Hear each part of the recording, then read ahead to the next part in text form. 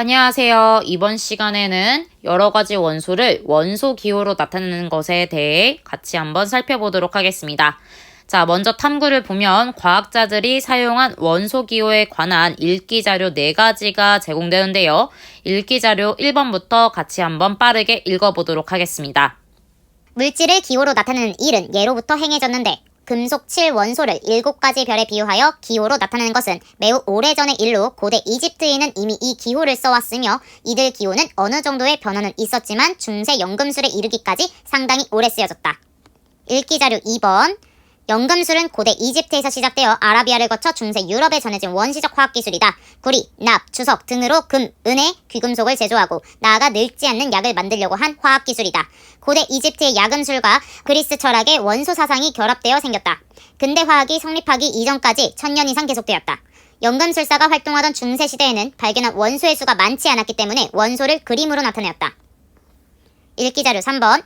19세기 초에 영국의 과학자 돌턴은 연금술사들이 사용한 기호를 발전시켜 통일된 새로운 기호를 제시하였다. 돌턴은 그때까지 알려진 원소를 간단한 그림으로 된 기호를 나타내었는데 원 안에 알파벳이나 다른 표시들을 덧붙여서 원소를 구별하였다. 그러나 18세기 말부터 새로 발견되는 원소의 수가 많아지면서 일일이 그림으로 나타내는 것이 불편하였다. 읽기 자료 4번. 베르셀리우스는 오늘날의 원소 기호를 고안한 사람으로 스웨덴의 베르셀리우스다. 원소 기호는 라틴어, 그리스어, 영어, 독일어 등의 어원에서 유래되었으며 주기율표상의 103가지의 원소 이름 중에서 끝자가 뉴으로 끝나는 것은 모두 과학자의 이름에서 연유된 것이다. 페르미의 이름을 붙인 페르뮴, 퀴리의 이름을 붙인 퀴룬, 아인슈타인의 이름을 붙인 아인슈타이늄 등이 있다. 자, 이렇게 읽기 자료를 봤을 때 여기서 여러분들이 보셨어야 되는 내용 중에 연금술사들이 활동했던 중세시대에는 발견한 원소 수가 많지 않았기 때문에 원소를 그림으로 나타냈을 수 있었다고 했고요. 그 다음에 18세기 말부터 새로 발견되는 원소의 수가 많아지면서 일일이 그림으로 나타내는 것이 불편하였다라고 되어 있습니다. 자, 여기에 힌트를 두고 우리 2번 문제를 먼저 풀어볼 건데요. 현재 알려진 원소의 종류는 약 110여 종으로 알려져 있다. 연금술사 및 돌턴이 사용했던 원소 기호는 지금 여러분들이 사용한다면 어떤 문제점이 있는지 생각해서 쓰시오 라고 되어 있는데요. 바로 위에 나와 있는 문장을 활용하시면 되겠습니다. 자, 위에서 지금 원소의 수가 많지 않을 때는 간단한 그림으로 나타내는데 문제가 없었어요. 하지만 원소의 수가 많아지면서 여러분들이 표현하는데 원소들을 기호로 나타내는데 어려운 점이 생기는 거죠. 즉, 간단한 그림으로 나타내기 어렵다라고 써주시면 됩니다. 자, 1번 읽기 자료에서 원소 기호 중 현재 원소라고 볼 수 없는 것을 찾아 모두 쓰시오라고 되어 있는데요. 자, 오른쪽에 나와 있는 내용들을 참고하셔서 보시면은 정답은 알칼리, 소금, 플로지스톤입니다. 알칼리와 같은 경우에는 강한 염기성을 나타내는 원소 아니죠. 물에 잘 녹으며 산을 중화시키는 화합물입니다. 현재 알칼리 토금 속의 수산화물이나 알칼리 금속으로 물에 녹는 것을 알칼리라고 합니다. 그 다음에 소금은 우리가 첫 시간에 염소와 나트륨으로 분해가 된다는 것을 알 수 있었고요. 플로지스톤은 옆에 내용을 볼게요. 17세기에서 18세기 초 연소설을 설명하기 위해 독일의 베허와 슈탈 등이 제안한 물질로서 가연성이 있는 물질이나 금속에 플로지스톤이라는 성분이 포함되어 있다라고 주장이 되어 있는데요.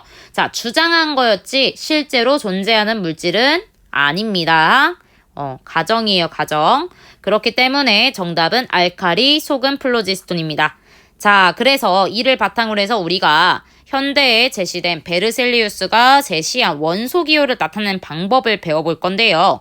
원소 기호라는 것은 원소를 나타내는 기호로 간단하게 표현하는 것이 특징입니다. 원소 기호를 나타내는 방법은 원소 이름의 첫 글자를 알파벳 대문자로 나타내고요.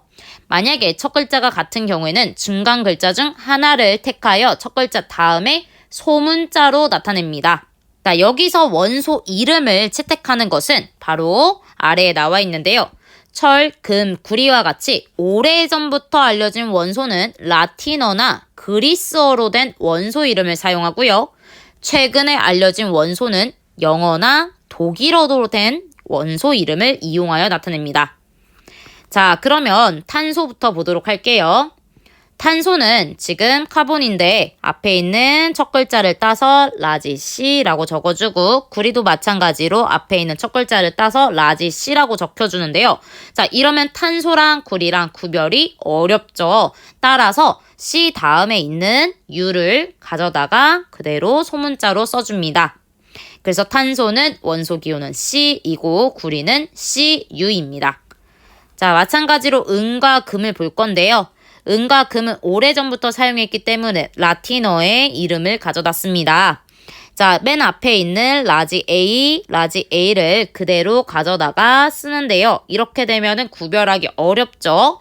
은과 같은 경우에는 중간에 있는 스몰 g, 금과 같은 경우에는 중간에 있는 스몰 u를 가져다가 이렇게 씁니다. 그래서 은은 원소 기호가 Ag, 금은 원소 기호가 Au로 나타냅니다. 수소를 보면은 수소와 헬륨도 마찬가지로 첫 글자를 따다가 라지 H를 그대로 써주는데요. 헬륨 같은 경우에는 수소와 구별하기 위해서 두 번째에 있는 스몰 e를 가져다가 써줍니다. 질소와 같은 경우에는 라지 N을 가져다가 쓰고 네온도 라지 N을 가져다가 쓰는데 그 다음에 두 개를 구별하기 위해서 똑같기 때문에 중간에 있는 스몰 e를 가져다가 써주게 됩니다. 그러면 다음과 같이 원소 기호를 작성할 수가 있는데요. 자, 이것을 바탕으로 해서 여러분들이 수업 시간에 조사했던 것은 바로 28가지의 원소 기호인데요. 자, 모두들 잘 기억하는지 한번 같이 풀어보도록 하겠습니다. 자, 수소는 원소 기호가 H, 헬륨은 He, 헬륨. 자, 리튬, 베릴륨,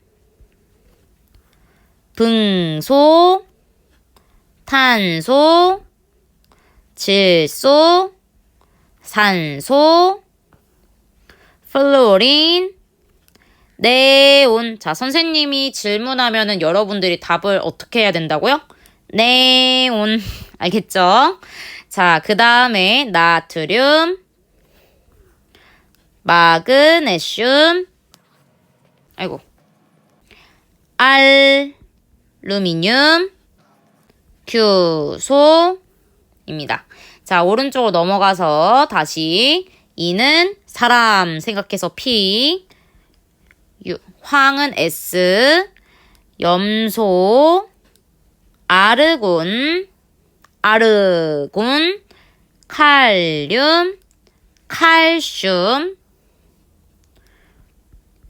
철, 구리. 자, 선생님이 이 CU를 보면은 뭐라고 했죠?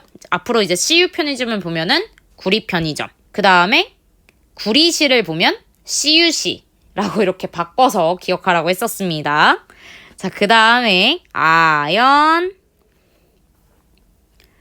은, 근, 아이오딘, 위로 막아주고 아래로도 막아주는 PB, 납, 그 다음에 순입니다. 자, 이렇게 총 28가지의 원소 기호를 표현할 수가 있는데요.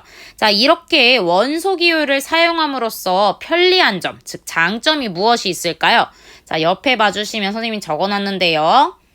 자, 이렇게 원소 기호를 사용함으로써 구별하기가 쉬워졌고요. 복잡한 물질도 쉽게 나타낼 수 있습니다. 이 물질은 바로 이 원소들이 뭉쳐서 결합해가지고 만들어진 물질이라고 생각해 주시면 좋을 것 같고요. 그 다음에 다른 언어를 사용하는 사람끼리 의사소통을 편리하게 할 수 있습니다.